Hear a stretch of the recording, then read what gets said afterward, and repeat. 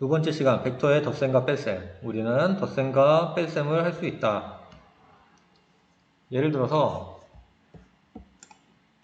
이런 사막이 있는데 어떤 개미가 먹이를 찾기 위해 집 근처를 탐색하다가 먹이를 찾으면 집을 향해 거의 일직선으로 되돌아온다고 한다.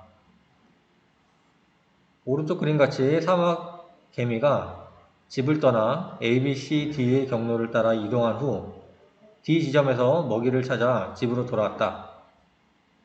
1번 사막개미가 집에서 먹이가 있는 D 지점으로 간 경로를 벡터로 오른쪽 그림에 나타내보자 라고 했죠. 벡터로 나타내니까 시점 O부터 종점 A까지, 시점 A부터 종점 B까지, 시점 B부터 종점 C, 시점 C부터 종점 D, 그 다음은 시점 D부터 종점 이렇게 A라고 하면 되겠죠. 집으로 돌아온 개미의 경로를 거슬러 다른 사막개미가 집에서 D 지점까지 먹이를 가지러 갔다. 그렇다면 어떻게 될까요? 바로 한 번에 향해 가면 되죠. 여기서부터 여기까지 이런 식으로 나타낼 수 있습니다. 그래서 우리 벡터의 덧셈은 오른쪽 그림과 같이 A, B 벡터, B, C 벡터를 A 벡터, B 벡터라고 이름을 짓고 A 벡터와 B 벡터를 더한다는 건 시점이 A에서 종점 C까지 한 번에 가는 방향을 의미합니다. 그래서 이렇게 생긴 거를 A 벡터 더하기 B 벡터라고 얘기하죠. 그러면 우리가 A 벡터, B 벡터를 자세히 보시면 A에서 시작해서 B까지 가고 다시 B에서 시작해서 C까지 가죠. 결국에는 한 번에 A에서 C까지 이어서 갔다고 생각할 수 있어요. 그래서 여기 안쪽에 있는 B가 같다면 우리는 이걸 생략하고 A와 C만 쓴다 생각하시면 돼요. 이게 바로 벡터의 덧셈을 의미합니다. 두 벡터의 합은 평행사변형을 이용해 구할 수도 있는데 A 벡터와 B 벡터가 있죠. 이때 시점, 종점, 다시 시점, 종점인 이 벡터를 여기로 옮겨가는 거예요. 여기로. 그러면은 시점을 공유하는 두 벡터가 생기죠. 이러면 우리가 이렇게 평행사변형을 그려서 대각선을 벡터로 갖는다라고 생각하셔도 똑같다는 얘기죠. 다시 우리가 시점을 공유하고 있는 두 벡터가 있다면 이 벡터를 이쪽으로 옮기면 우리가 덧셈을 한다는 걸 자연스럽게 알 수 있고 굳이 이렇게 생각하지 않아도 시점을 공유하고 있을 때 평행사변형을 만들어서 대각선의 길이를 구하면 된다. 이 얘기를 하고 있습니다. 특히 임의의 점 벡터 A에 대하여 A 벡터는 AB 벡터라고 하면 A 벡터 더하기 0 벡터는 AB 벡터 더하기 BB 벡터이므로 결국 A 벡터가 나오죠. 0 벡터는 더해도 우리가 평소 0을 더하는 것과 같이 없어집니다. 마이너스를 붙인 A 벡터는 방향이 반대임을 의미하고 BA 벡터라고 표현하죠. A 벡터 더하기 마이너스 A 벡터는 AB 벡터 더하기 BA 벡터, 결국 AA 벡터라고 얘기합니다. 우리 문제 한번 보죠. 다음과 같이 있을 때 두 벡터의 합을 구하시오라고 되어 있죠. 이거는 처음 하는 거니까 한번 해볼게요. A, B, B, C 어때요? 시점, 종점, 종점에서 다시 시점이 되고 종점, 결국에는 시점과 종점을 이으면 된다는 얘기겠죠? 두 번째, A 벡터와 B 벡터가 만나지 않죠? 하지만 얘는 위치는 상관없기 때문에 하나, 둘, 셋, 네 칸 하나, 둘, 셋, 네 칸짜리 벡터를 여기다가 이어서 그려주면 두 개가 시점을 공유하고 있죠? 하지만 얘를 여기로 옮겨도 되죠? 하나, 둘, 셋, 네 개. 결국 어때요? 우리는 여기서부터 여기까지의 벡터를 구할 수 있다 이런 얘기죠. 이 밑에다 그렸다고 하더라도 시점을 공유할 때는 평행사변형의 대각선의 길이라고 그랬죠? 다음 A 벡터와 B 벡터가 방향이 반대인 모양이죠? 방향이 반대일 때는 어떻게 되죠? 얘를 대각선으로 하나, 둘, 셋, 네 칸, 하나, 두 칸, 하나, 둘, 셋, 네 칸, 하나, 두 칸. 여기다 이렇게 그리면 되겠네요. 이렇게. 그럼 두 개의 합은 어떻게 돼요? 두 개의 합은 요만큼이죠, 요만큼. 이만큼.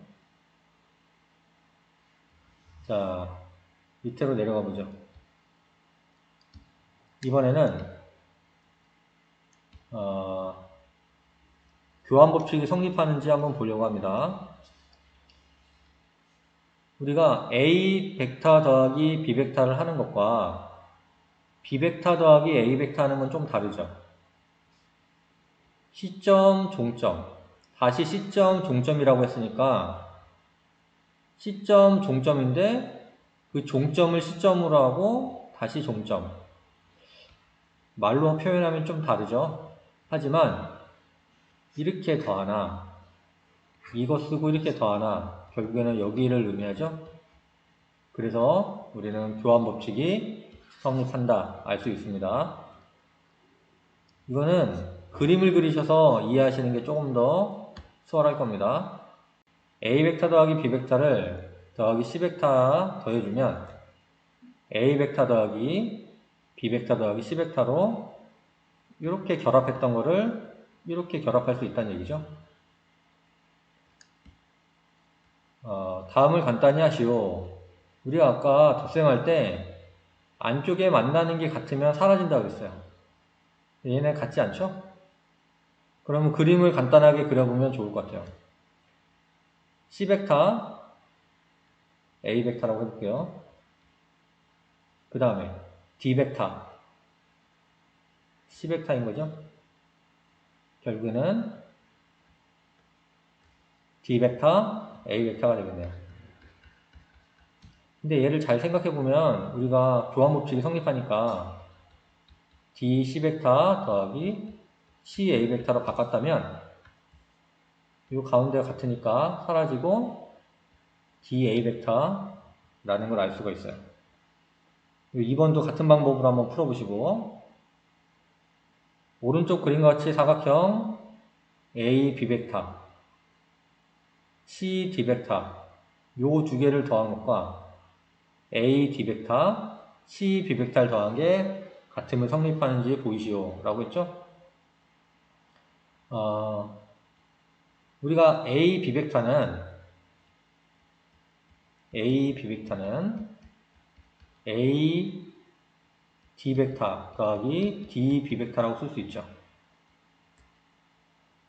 A B 벡터는 A D 그 다음에 D B 이렇게 가능하죠. 그 다음에 C D 벡터는 C D 벡터도 같은 방법으로 우리가 표현할 수 있겠죠. 이게 힌트입니다. C D 벡터도 같은 방법으로 표현해주면 이런 모양이 나온다는 것을 쉽게 알 수 있습니다. 뺄셈에 대해서 보도록 하죠. A 벡터와 마이너스 B 벡터와의 합 요거를 A 벡터에서 B 벡터를 뺀 차라고 하며 이것을 기호로 이렇게 표현합니다. 우리가 마이너스가 앞에 붙어 있는 거는 방향이 반대라 그랬죠. 근데 그거를 이렇게 마이너스 차의 형식으로 표현할 수 있다는 거죠. 오른쪽과 같이 그림을 보시면 A 벡터 그 다음에 B벡터. 이때 우리가 원래 알고 있던 걸 생각을 해볼게요. 이렇게 삼각형이 만들어진다고 하면 A D벡터 더하기 D B벡터는 가운데 지어지면서 A B벡터라는 걸 알 수 있죠? 근데 얘를 마이너스 형태로 한번 바꿔보려고요.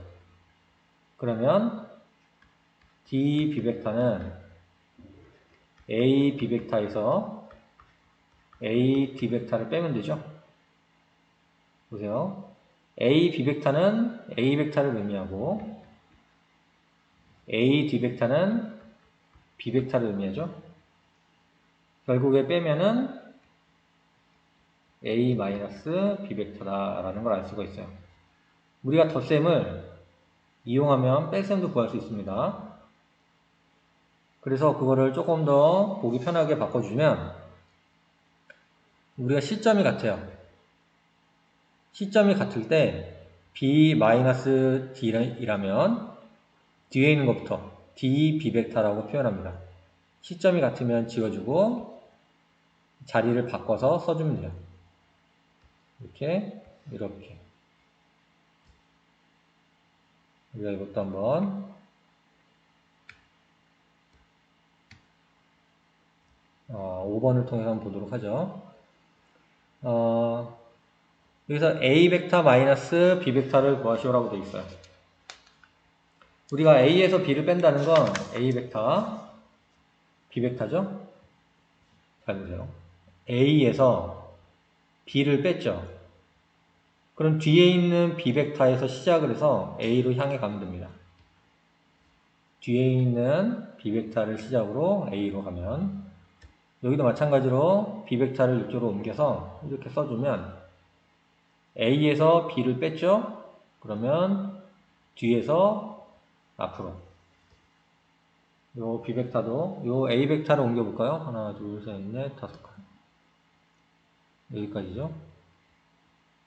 A에서 B를 빼면 이렇게 되죠. 우리가 이런 거를 알 수 있습니다. 뒤에서 앞에 거 방향으로 뺀다. 예제를 한번 보죠. 오른쪽 그림 같이 평행사변형의 두 대각선의 교점을 O라고 한다. OA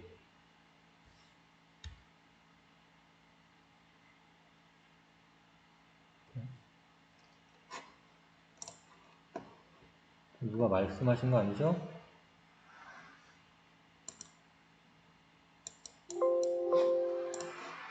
자, OA 벡터는 A 벡터로 표현하고 OB 벡터는 B 벡터라고 할 때 CD 벡터를 A, B로 나타내보자라고 되어 있죠. 우리 CD 벡터는 이 시점인 C부터 종점인 D로 가는 이 CD 벡터는 BA 벡터와 같죠. 얘네는 두 개 같습니다. 그러면 BA 벡터를 구하는 거와 같은 문제고 이거를 구할 때 우리가 여기서 시점에 해당되는 게 뒤에 써야 되죠. 뒤에. 그리고 종점에 해당되는 게 앞에 써야 됩니다. 마이너스는 반대예요. 그리고 똑같은 점이 있어야 되겠죠. 앞에는 똑같은 점. 그래서 O라는 점을 잡으면 OA 벡터와 OB 벡터의 뺄셈으로 나타낼 수가 있어요. 그러면 OA 벡터는 A 벡터, OB 벡터는 B 벡터라고 문제 나와 있으니까 A-B 벡터라고 표현할 수 있죠. 그림을 다시 한번 보세요. 여기에서 이 CD 벡터를 구하는 거예요. CD 벡터.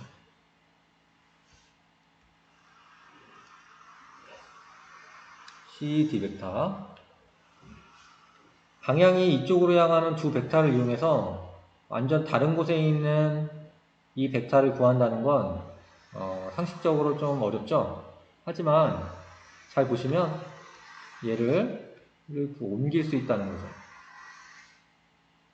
왜냐하면 위치는 상관없죠. 벡터에서는. 그 성질을 잘 이용하시면 다양한 문제를 효과적으로 풀 수가 있습니다. 문제 6번 문제 6번도 여러분이 한번 풀어보시는데 여기서도 잘 보시면